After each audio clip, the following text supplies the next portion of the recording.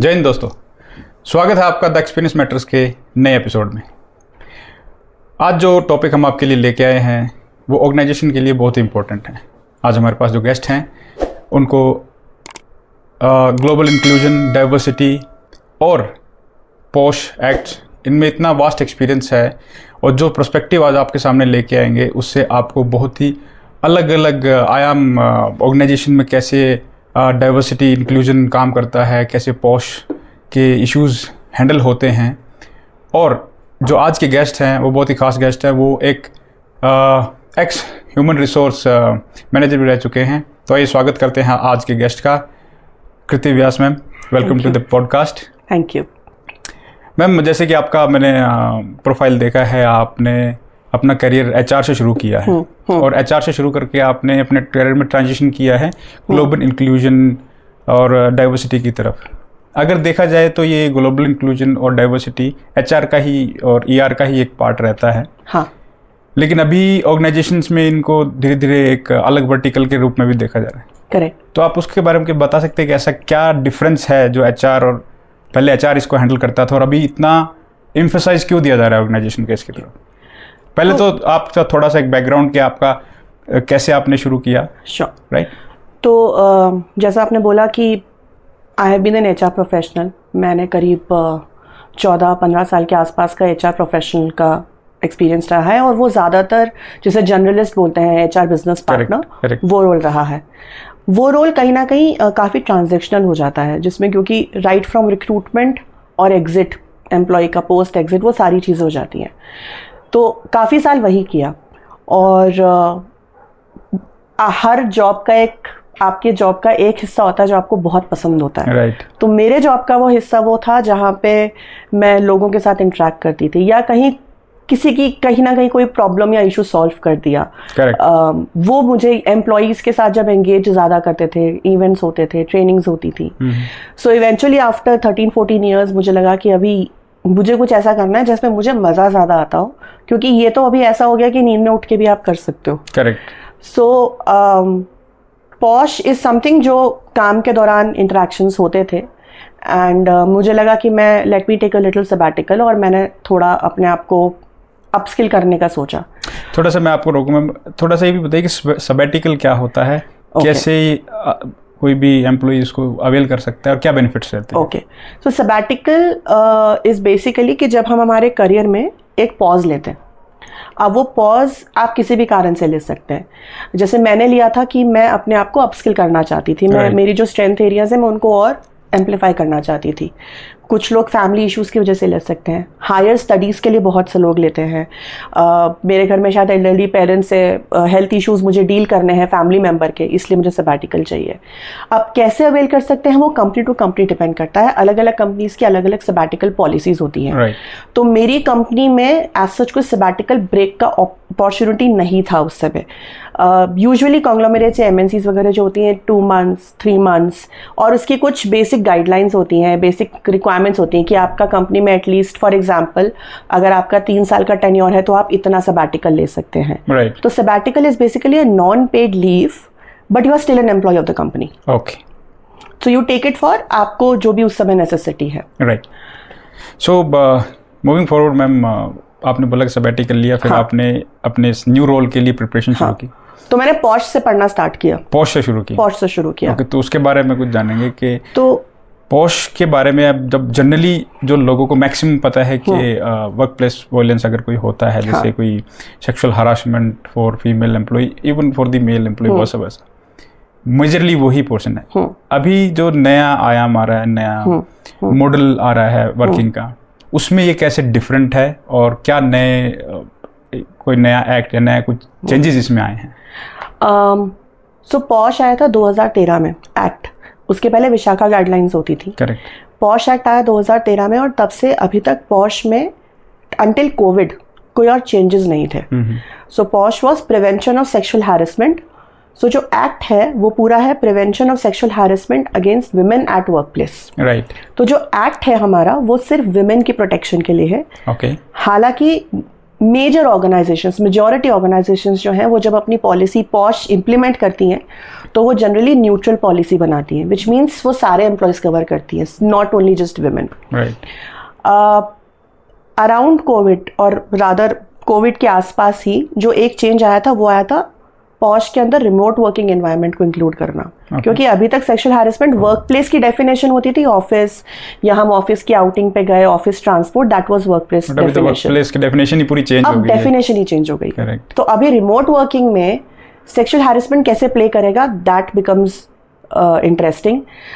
Sexual harassment address कैसे होगा, specially Covid के टाइम पे। अभी तो फिर भी है कि हाइब्रिड है, तो लोग या तो आते हैं या बिल्कुल नहीं आते हैं, कभी आते हैं। कोविड के टाइम पे तो we were strictly all at, और हमारा वर्क प्लेस हमारे घर पे आ गया था। करेक्ट। सो दैट वो जो न्यूएंसेस चेंज हुए हैं वो कंपनीज ने अपनी जो उनकी पॉलिसीज हैं उसमें इनबिल्ट करा है। तो उसमें ज़रूरी होता है डिफाइन करना। फॉर एग्जाम्पल अगर हम पॉश की डेफिनेशन में अगर सेक्सुअल हैरेसमेंट की डेफिनेशन देखते हैं तो वर्बल, नॉन वर्बल हर तरह का होता है। अभी using medium of communication which in remote आपका हो गया जूम हो गया, टीम्स हो गया, जूम, ईमेल्स, करेक्ट, व्हाट्सएप, तो इतना बड़ा चैनल है आज की तारीख में ऑर्गेनाइजेशन, तो उसके बिना तो काम ही नहीं चलता है। तो वहां पे सेक्सुअल हैरेसमेंट की डेफिनेशन क्या होती है, डूज एंड डोंट्स क्या होते हैं। सो एक वो चेंज आया है। एज ऑफ नाउ एक्ट में अदर देन दैट कोई अमेंडमेंट्स नहीं आए हैं। अभी रिसेंटली एक प्राइवेट एमपी बिल प्रपोज किया गया है अमेंडमेंट के लिए, जिसमें जो पॉश की मैं कंप्लेन जब लॉन्च करते हैं, एज ऑफ नाउ एक्ट से इसकी इंसिडेंट जब हुआ है उसके बाद आपके पास एक स्पेसिफिक टाइमलाइन होती है, विद इन 3 मंथ्स आप कंप्लेन दे सकते हो। जरूरी नहीं कि आज इंसिडेंट हुआ तो मैं कल ही कंप्लेन। करेक्ट। 3 मंथ्स का टाइम होता है। तो एक प्रपोजल आया है कि वो टाइमलाइन बढ़ा देनी चाहिए। इस तरीके के प्रपोजल्स आए, but as of now there are no changes in the act that has happened since 2013 other than कि वर्कप्लेस को किस तरीके से देखा जाता है और सेक्सुअल हैरेसमेंट्स के और कौन से तरीके से सेक्सुअल हैरेसमेंट को डिफाइन किया जा सकता है।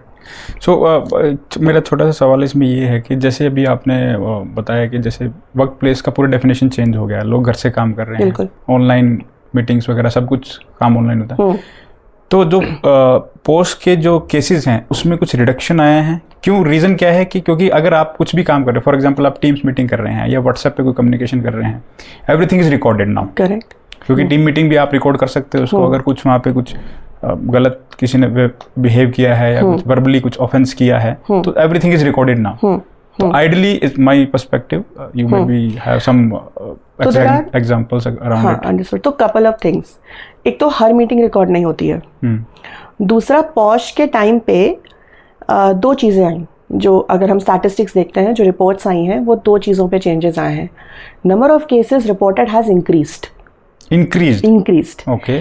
But another change was that the types of complain, तो ये अंडरस्टैंडिंग कि जब मैं पॉश के अंदर कंप्लेन कर रही हूँ as an individual, as an employee, what am I really complaining about. So it is very important to understand POSH की कंप्लेन किन किन चीज़ों पे लागू होती है। तो फॉर एग्जाम्पल अगर जैसे for example if in a meeting, जब हम वर्क फ्रॉम होम करते थे तो ये रहता था ना कि कैमरा पे आइए। Correct. So there has to be a limit कि मैं किसी को कितना फोर्स कर रही हूँ। स्पेसिफिकली जब हम किसी फीमेल एम्प्लॉय के साथ डील कर रहे हैं, अब वर्किंग आवर्स, कोविड में क्या हुआ है, वर्किंग आवर्स की डेफिनेशन तो खत्म हो गई थी। 8 घंटे तो कुछ था ही नहीं, 12-12, 14-14 घंटे लोग काम कर रहे थे। टीम मीटिंग्स अगर हो रही हैं, calling out for a meeting, आप किस टाइम पे बुला रहे हैं एम्प्लॉय को। तो ये चीज़ें आने लगी। अब अगर आप 8, साढ़े 8 बजे किसी एम्प्लॉय को बुला रहे हैं और आप किसी फीमेल एम्प्लॉय से बोल रहे हैं please come on the camera, and the female employ आपको बोल रही है कि she is not comfortable but you are still pursuing, you should come on the camera, you should come on the camera. तो वहां पे वो एक बहुत छोटी सी लाइन होती है, थिन लाइन जिसको बोलते हैं। एंड पॉश का जो प्रिमाइस है पूरे एक्ट का, वो ये है कि it is the impact that matters and not the intent. Right.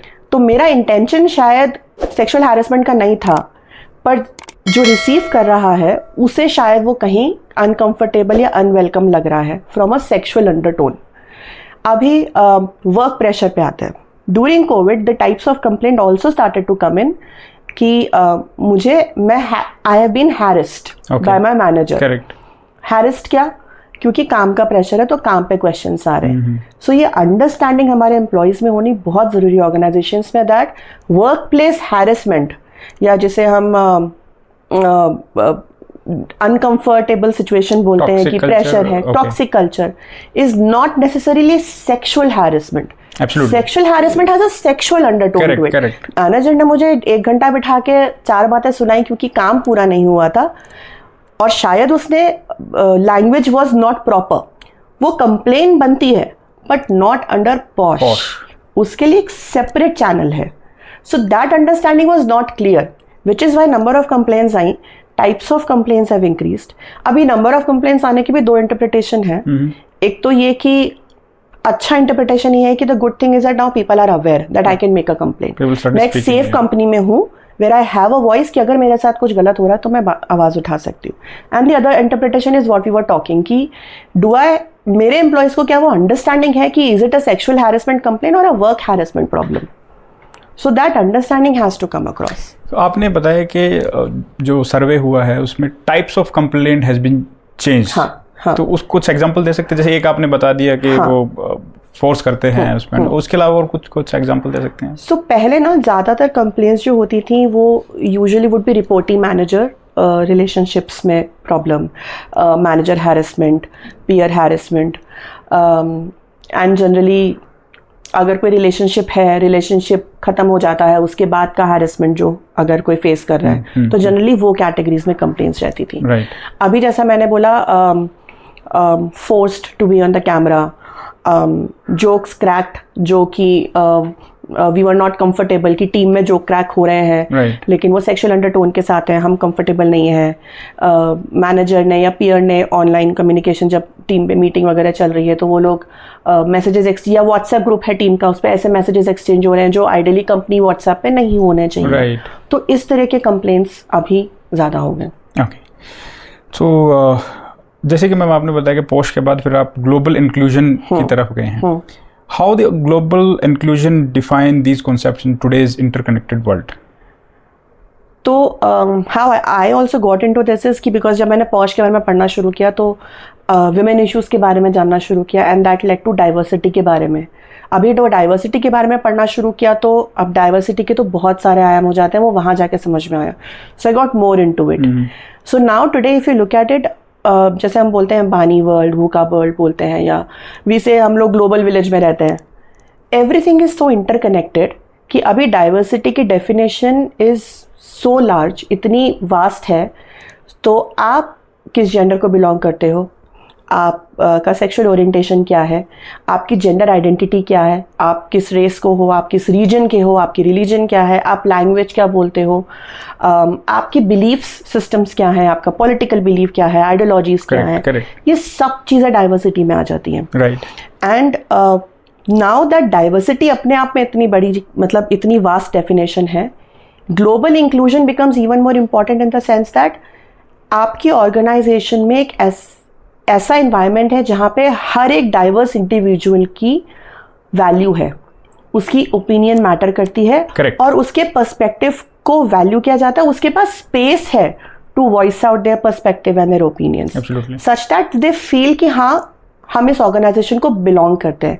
Belongingness की जो फीलिंग हम बात करते हैं, that. So inclusion eight global level and diversity eight global level today has a very vast deep meaning.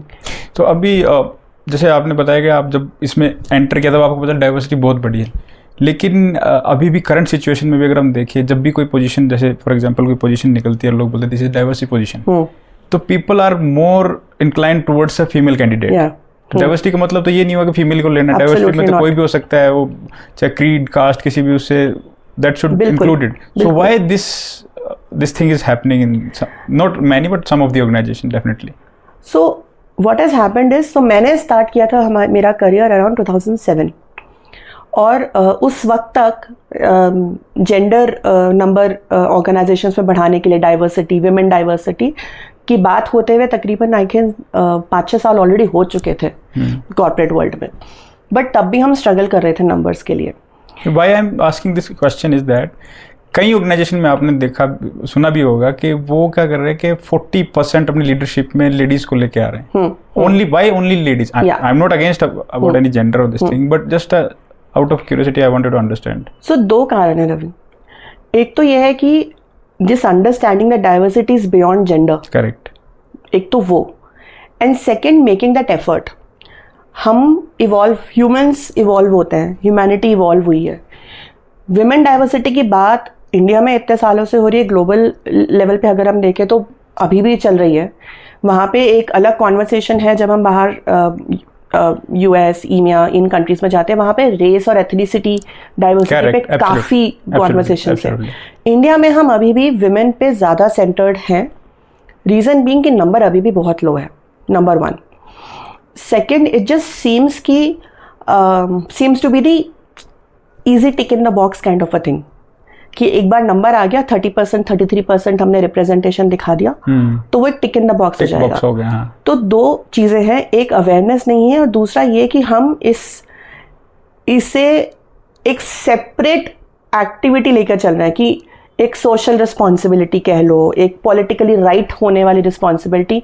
हमने अभी भी organisations में इसे हमारी बिजनेस स्ट्रैटेजीज के साथ टाई नहीं किया है. बिकॉज लाइक यू सेड, जब कोई पोजीशन निकलती है, and I am saying diversity position है, why it has to be only gender? It can be my gender identity, it can be sexual orientation, it can be people with a disability, caste, anything at all. It is all about bringing people in your team जिनके ideas diverse हैं, जो अलग background से, क्योंकि वो सोच नहीं लेकर आ रहे हैं. बट वो अवेयरनेस या वो कल्चर जिसे हम ऑर्गेनाइजेशन का बोलते हैं, वो अभी भी काफ़ी ऑर्गेनाइजेशंस में अभी भी बहुत ही एक मेच्योरिटी लेवल जो है डाइवर्सिटी और इंक्लूजन को लेके थोड़ा अभी स्टार्टिंग एंड पर है. So what are the strategies generally the organization is adopting to have this diversity and inclusion culture? So and what are the challenges still are there? So we work with a lot of clients on this. और हमारा एक framework है जिसको हम DNI framework बोलते हैं, which we use. DNI, diversity, inclusion and diversity and inclusion, so DNI. इस framework के 3 मेजर पार्ट्स हैं. तो पहला तो ये है कि जैसे अभी मेरी तबीयत खराब थी, मुझे कफ था, काफ़ी दिनों से मैं अलग अलग तरीके के इलाज करी थी पर ठीक नहीं हो रहा था, क्योंकि जब तक रूट कॉज नहीं पता चल रहा था वो सही दवाई नहीं जा रही थी. करेक्ट. जब सही दवाई गई तो मैं ठीक होने लगी. एब्सोल्युटली. तो प्रॉब्लम ये होती है कि बहुत बार organisations, client organisations, when they come to us, they come with a certain problem कि वी फील दैट या हमारा 2030 का इतना % टारगेट है ये. So the first part is to address and understand problem क्या है. Every organisation is at a different stage. कोई स्टार्टअप होगा, कोई एस्टैब्लिश्ड होगा. करेक्ट. इंडस्ट्री डिफरेंट होती है, आपका अंदर का सिस्टम का काम करने का तरीका अलग अलग, तो हर ऑर्गेनाइजेशन का DNA अलग होता है. So what we really do is we understand कि इस ऑर्गेनाइजेशन का DNA क्या है. We talk to the leaders, we talk to employees, we talk to managers. हम उनकी करंट पॉलिसीज, प्रोसेसेस अंडरस्टैंड करते हैं. And more often than not होता यह है कि हमारे पास जो प्रॉब्लम आई थी वो रूट कॉज नहीं है, वो उसका एक रिजल्ट है जो आपकी रूट कॉज है. So the idea is to understand the root cause, because तभी आपको समझ में आएगा कि अब मैं बोलूँ ना कि मैं आपके पास एक प्रॉब्लम लेकर आई हूँ, सोल्यूशन चाहिए, सोल्यूशन अप्लाई किया, बट क्या वो काम किया? आप मेजर कैसे करोगे? वो फॉर अ टाइम बीइंग आपको दे देगा, बट एक उसका जो रूट कॉज तो आपको नहीं मिलेगा ना, अंटिल आप रूट कॉज को हिट करेंगे तभी आपको एक जो बड़ी प्रॉब्लम है उसको आप सॉर्ट आउट कर पाएंगे. और वो सॉर्ट आउट हुआ कि नहीं वो आप मेजर कैसे करोगे? आपको एक मीट्रिक तो चाहिए. करेक्ट. ROI जिसको बोलते हैं. तो वो मीट्रिक निकालना पहला स्टेप हुआ. सेकंड स्टेप होता है इम्प्लीमेंटेशन. अभी मुझे प्रॉब्लम पता है तो अब दवाई कौन सी देनी है. Correct. Now it ranges. For certain organisations हमको बहुत बेसिक से शुरू करना पड़ेगा, जहाँ पे हम स्ट्रैटेजी ही बना रहे हैं. वी हैव टू अंडरस्टैंड कि आपका DEI का गोल क्या है और क्या वो गोल आपके ओवरऑल ऑर्गेनाइजेशन विजन मिशन से बात कर रहा है. ऑर्गेनाइजेशंस नीड टू अंडरस्टैंड कि DEI सेपरेटली और ऑर्गेनाइजेशन का जो गोल है आपका ग्रोथ का वो सेपरेटली वो नहीं चलेगा, वो ऐसे ही चलेंगे. So you have to combine. Then there is awareness जो हमको एम्प्लॉयज के साथ इंक्रीज करनी पड़ती है. लीडरशिप की हमको कैपेबिलिटीज बिल्ड करनी पड़ती है. मैनेजर्स को हमको ट्रेन करना पड़ता है to be able to handle diverse teams. Employ resource groups जैसे होते हैं वो भी बहुत क्रिटिकल एलिमेंट होते हैं ऑर्गेनाइजेशंस के लिए, क्योंकि वो एक if I am from a marginal community और मेरे जैसे और लोग हैं, पहली बात तो वही अपने बात में एक बहुत बड़ी फीलिंग हो जाती है. दूसरा क्या होता है कि I am now having a place जहाँ पे अगर मुझे कोई ऑर्गेनाइजेशन में प्रॉब्लम एरिया नजर आ रहा है, I can go and talk to people and I know कि वो मेरे जैसे लोग हैं, वो मेरी बात समझेंगे और हम मिलकर एक सोल्यूशन निकाल पाएंगे। करेक्ट। तो ERGs become a very important part. अब आपने कर लिया, कुछ क्वार्टर्स लगते हैं, see it is not an overnight, Absolutely. It Takes time. 1 year, 3 years journey Good depending amount on of your time. stage. Absolutely. Now you have to continuously track and evolve.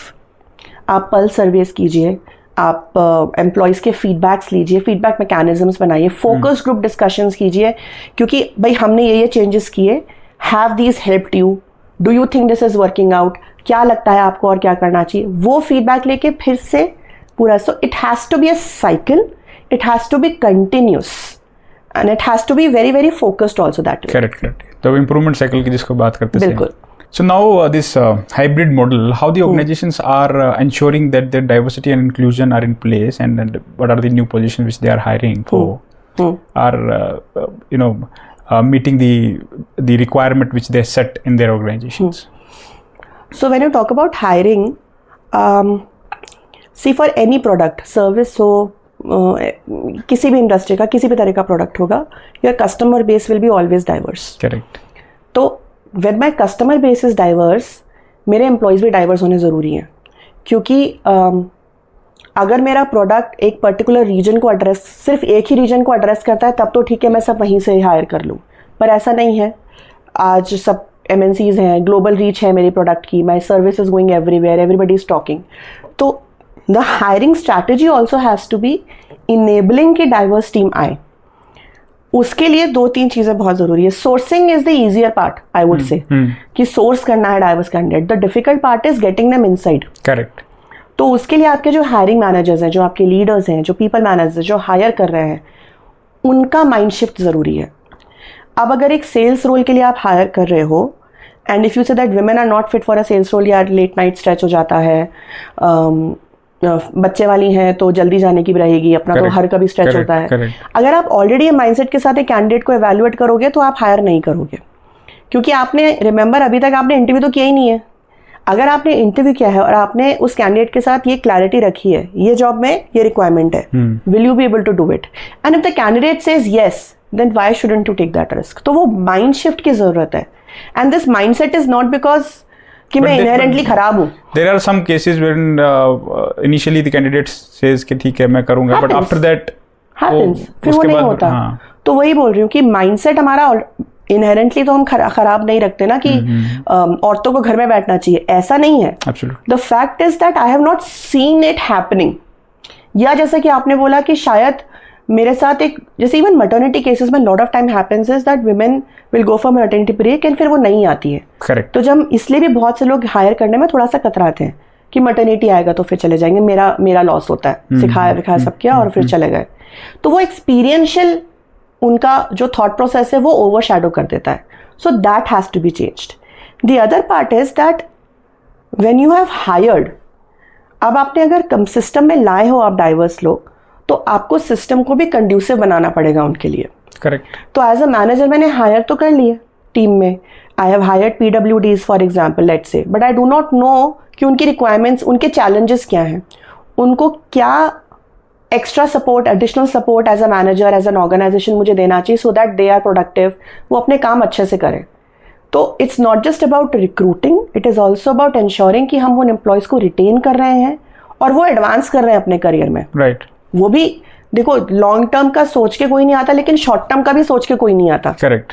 मुझे अगर जहाँ काम अच्छा लगेगा, मेरा मन लगेगा, मुझे लोग अपना जैसा समझेंगे, I will stay longer. Every individual has their unique requirements. Absolutely. All individuals should not be, measured with the same. Exactly. This thing. तो वो माइंडसेट शिफ्ट बहुत ज़रूरी है, वो ऑर्गेनाइजेशंस की सस्टेनेबिलिटी के लिए भी बहुत ज़रूरी है। तो ऑर्गेनाइजेशंस को भी अपने सिस्टम कंड्यूसिव बनाने पड़ेंगे। अब अगर हम रिमोट वर्क की बात करें, तो आज अगर एक टीम, आपका टीम का एक पार्ट US में है, एक इंडिया में है, चाइना में है, सिंगापुर है, now you meet virtually, what time are you meeting? अगर आपकी मेजॉरिटी टीम US की है, तो क्या आपकी सारी मीटिंग्स US टाइम पे हो रही हैं? Right. Are you playing the majority card, और आर यू सेइंग दैट कि नहीं, अगर महीने में 5 मीटिंग होती हैं, तो क्योंकि मेजॉरिटी US में है तो हम 3 बार US टाइम पे करेंगे, बट एक टाइम हम इंडिया या चाइना टाइम पे करेंगे। Correct. Are you doing that? language. Is your entire team able to talk in the same language? Obviously not, क्योंकि हम अलग अलग जगह से. तो लैंग्वेज इंटरप्रिटेशन की क्या आप facilities, do you have AI technology से इनफ टूल्स अवेलेबल हैं, are you using them? Right. आपकी पॉलिसीज क्या हैं? रिमोट वर्क पॉलिसीज बनी है during COVID, post COVID, but are they inclusive enough? Are they flexible enough? And at the same time क्या वो policies ऐसी हैं that employees are still having that sense of accountability काम को लेकर?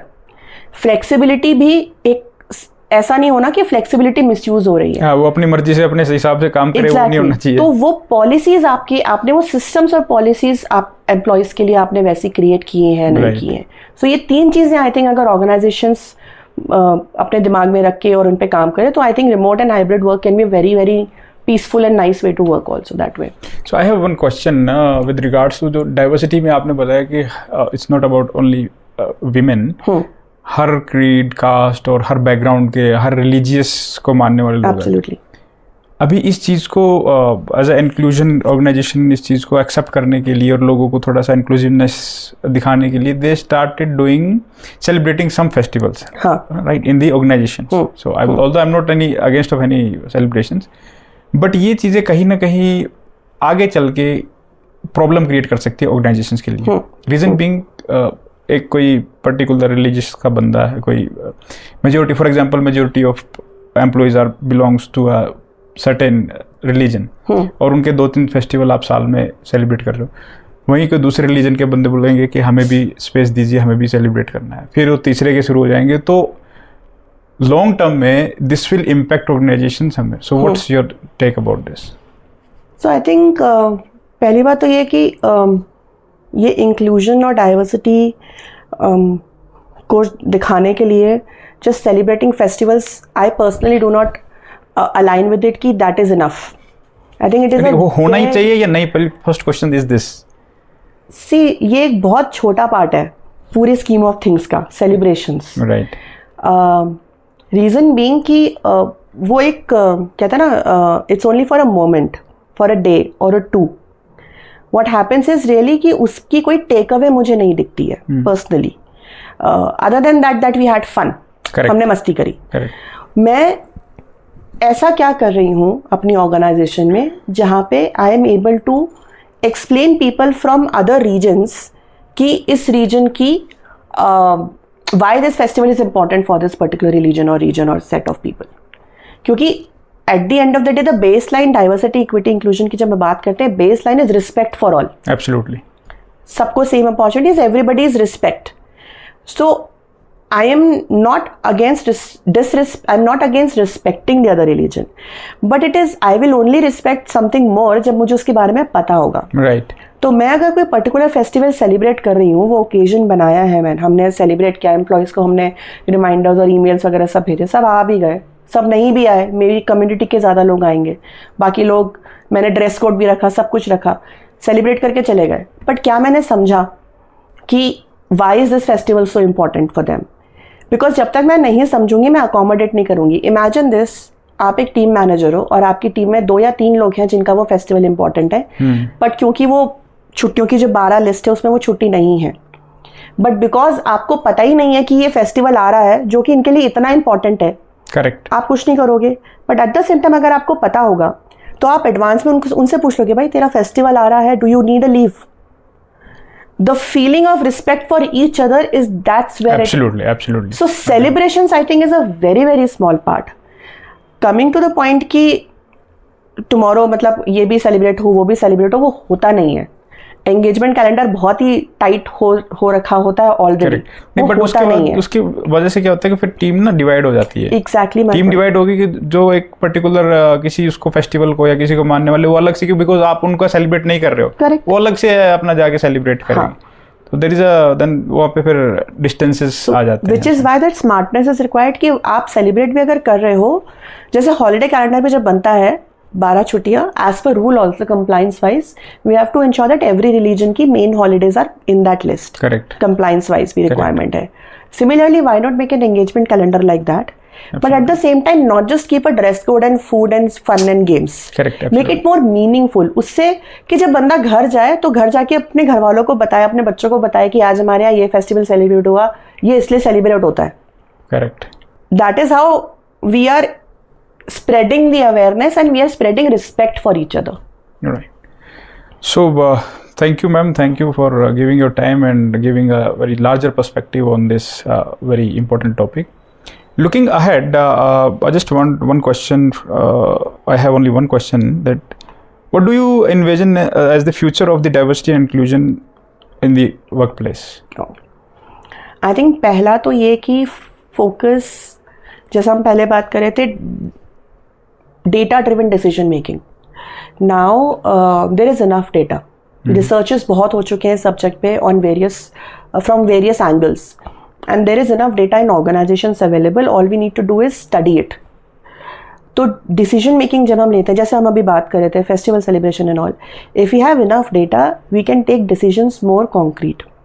And technology and AI I think will play a role. Although AI के साथ there are reservations, ethical, is it enough ethically driven, और AI में potential bias होते हैं क्योंकि एआई विल वर्क ऑन जो डेटा उसके पास है. Correct. और वो लिमिटेड डेटा है, तो देयर इज दैट एलिमेंट. तो हमको थोड़ा सा पिंच ऑफ सॉल्ट के साथ वो लेना होगा. But why not utilize this to study the data that you have, use technology and build in दो सिस्टम्स जहाँ पर आप इंक्लूजन को और क्रिएट कर सके कंड्यूसिवली अपने एनवायरनमेंट में. Then I think more focus would be coming on equity and justice rather, क्योंकि इक्विटी एंड इक्वालिटी दो अलग चीज़ें होती हैं. थोड़ा इसको एलिब्रेट करेंगे आप. तो जैसे हम बोलेंगे कि हमें तो डीआई की जरूरत नहीं है, हम तो वैसे भी सबको समान समझते हैं. For us everybody is equal, and that is not the case. Equal is not being equity. जैसे मैं एक एग्जांपल देती हूँ. रेसिंग ट्रैक होता है, तो एक सर्कुलर होते हैं और सर्कुलर ट्रैक्स होते हैं. जब रेस स्टार्ट होती है ऑल द प्लेयर्स की पोजीशन सेम नहीं होती. करेक्ट. ऐसे होते हैं आगे पीछे. वो थोड़ा सा डिस्टेंस उनका क्यों होते हैं? क्योंकि जो फार्दर एंड पे होगा उसका डिस्टेंस थोड़ा बढ़ जाता है. एग्जैक्टली. बट मुझे रेस तो सेम लेवल पे सेम डिस्टेंस कवर करवाना है, तो हम वो वहां पे क्या करते हैं, उनकी पोजीशन डिफरेंट कर देते हैं. तो इवेंचुअली सब लोगों का कंपैरिजन जब होगा तो एक ही डिस्टेंस पे भागने पे होगा. Right. And that is equity, where कुछ ऐसे लोग होंगे जिनको कहीं सिस्टमैटिक बैरियर्स जिन्होंने फेस किए होंगे, जिनका स्टार्टिंग पॉइंट लाइफ में रेस में डिफरेंट रहा है. I have to give them that, you know, that gap, right, or that extra push for them to come at that same level with others जिनको वो opportunity मिली है. Right. एक बहुत common picture use करते हैं हम लोग जो हमारी field के लोग हैं, wherein imagine that you're watching a football match और एक fence है.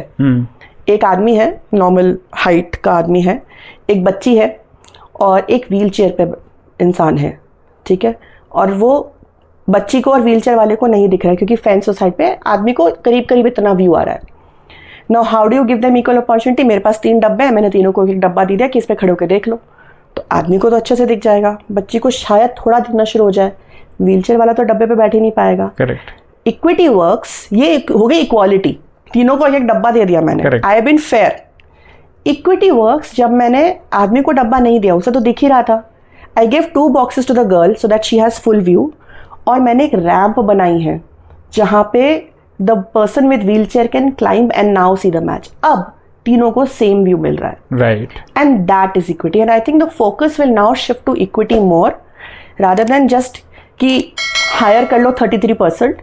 It is more about now giving them opportunities also inside. Absolutely. And I think जो हम पहले बात कर रहे थे, आई think the last thing would be कि organizations to understand that DI strategy is not a separate strategy.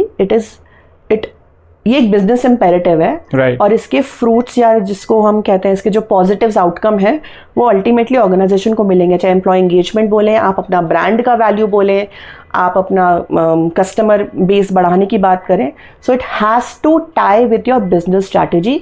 आपका organization का गोल और आपका DEI का गोल सेपरेट नहीं हो सकता. It has to talk to each other. इसीलिए अभी जो धीरे धीरे ऑर्गेनाइजेशन में आपने देखा भी होगा कि जो pride candidates हैं, हाँ. they are started speaking out. They are Exactly. starting identifying their genders. Absolutely. They are starting, changing their names on their ID cards and, in their HR database and all. Which is, So I think this is also because they've started to feel safe correct to do that. Correct. So people should not be judging at the workplace for them. Absolutely.